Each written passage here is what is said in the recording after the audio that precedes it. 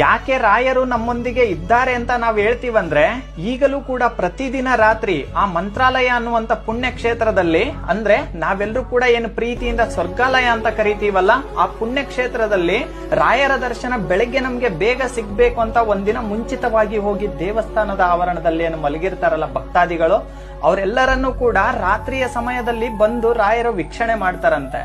ಅದಲ್ದೇನೆ ಅಲ್ಲಿ ಮಲಗಿದಂತ ಹಸುಗಳ ಅಂದ್ರೆ ಗೋಮಾತೆಯ ಆಶೀರ್ವಾದವನ್ನು ಕೂಡ ಪ್ರತಿನಿತ್ಯ ರಾಯರು ಪಡ್ಕೊಂಡು ಹೋಗ್ತಾರಂತೆ. ನೋಡಿ, ಬೆಳಗ್ಗೆ ನಾವು ರಾಯರ ದರ್ಶನ ಮಾಡೋ ಮುಂಚೆನೆ ಆ ಪುಣ್ಯಾತ್ಮ ಬಂದು ನಮ್ಮನ್ನ ನೋಡ್ಕೊಂಡು ಹೋಗ್ತಾರಂದ್ರೆ ಅದಕ್ಕೆ ಹೇಳೋದು ಯಾವಾಗ್ಲೂ ಕೂಡ ರಾಯರು ನಮ್ಮೊಂದಿಗಿದ್ದಾರೆ. ಗುರು ಸತ್ಪದವೇ ರಾಘವೇಂದ್ರ ಜಯವೇ